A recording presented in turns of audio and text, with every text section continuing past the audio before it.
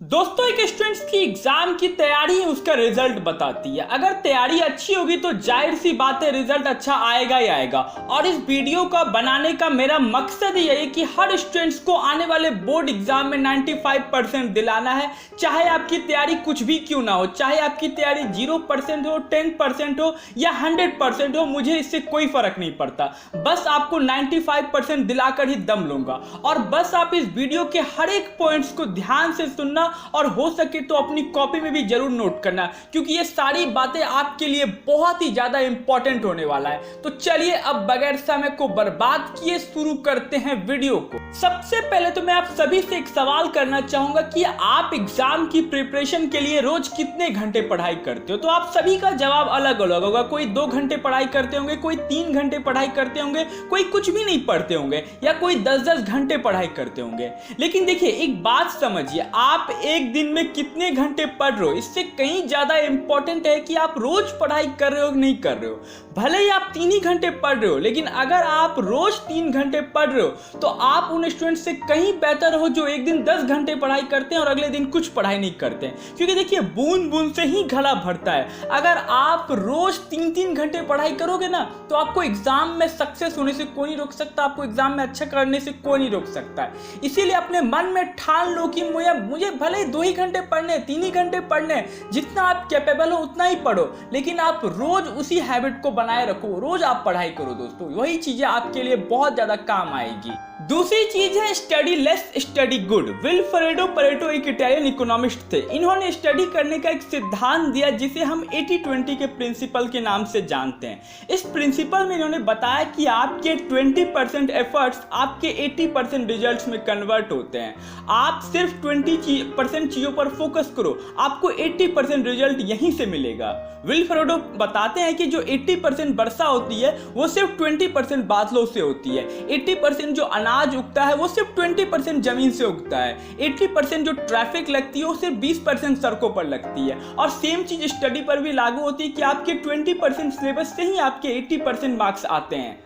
तो इसलिए अगर आप 20% मोस्ट इंपॉर्टेंट चीज को अपने सिलेबस से निकालो और उनको ही सिर्फ पढ़ो, तो वही आपके 80% आपको मार्क्स दिलवा देगी। और आपने भी ये बात नोटिस की होगी कि एग्जाम में 20% टॉपिक से ही मोस्ट इंपॉर्टेंट क्वेश्चंस बनते हैं। तीसरी चीज है सॉल्व प्रीवियस 5 इयर्स पेपर। देखिए, मैंने आपसे कई बार ये बात की होगी कि जो बोर्ड एग्जाम में जो मैक्सिमम क्वेश्चंस आते हैं वो प्रीवियस ईयर से ही आते हैं दोस्तों। अगर आपने 2022 का भी पेपर देखा होगा तो उसमें आपने देखा होगा कि 70 से जो 80% क्वेश्चन थे वो प्रीवियस 4 से 5 साल के पेपर से बने थे दोस्तों। और 2022 छोड़ी, 2021, 20, 19 में भी आप जाकर के देखना, उसमें भी आपको सारे क्वेश्चन प्रीवियस ईयर से ही मिलेंगे दोस्तों। इसीलिए अगर आपको बोर्ड एग्जाम में अच्छा करना है तो आप प्रीवियस ईयर पेपर को जरूर सॉल्व करें, जरूर देख करके जाए। और आपको ये आइडिया भी लग जाएगा कि बोर्ड एग्जाम में कौन कौन से इंपॉर्टेंट टॉपिक है, कहां से बहुत सारे क्वेश्चंस आते हैं बोर्ड एग्जाम में। आपको इन सब चीजों का आइडिया लग जाएगा। इसीलिए आप प्रीवियस ईयर पेपर को जरूर सॉल्व करो। 4th टिप्स है कि डोंट यूज मल्टीपल बुक्स। देखिए, बोर्ड एग्जाम में वही बच्चा सक्सेस करता है जो शुरू से अंत तक एक ही बुक पर फोकस करता है, एक ही बुक को अच्छे से सॉल्व करता है, और वो बुक है एनसीईआरटी।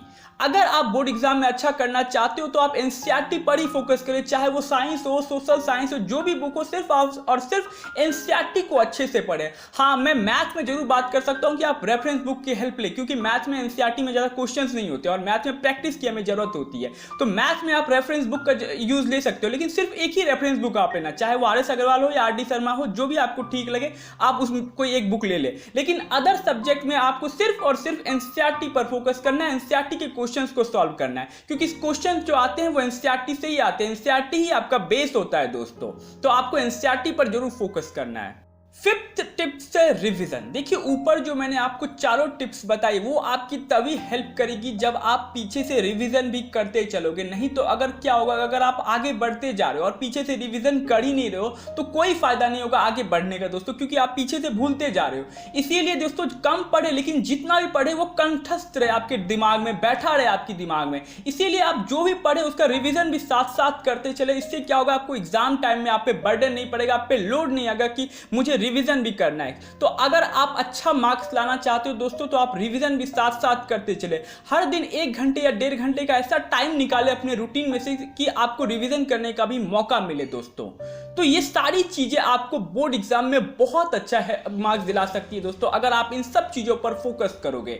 तो मैं उम्मीद करूंगा कि आपको वीडियो अच्छी लगी होगी। अगर आपको वीडियो अच्छी लगे तो वीडियो को लाइक जरूर कर दे और चैनल को प्लीज सब्सक्राइब कर ले और बेल आइकन को जरूर प्रेस कर दे, ताकि जब भी हमारी कोई अगली वीडियो आए तो उसका नोटिफिकेशन आपको जल्द से जल्द मिले।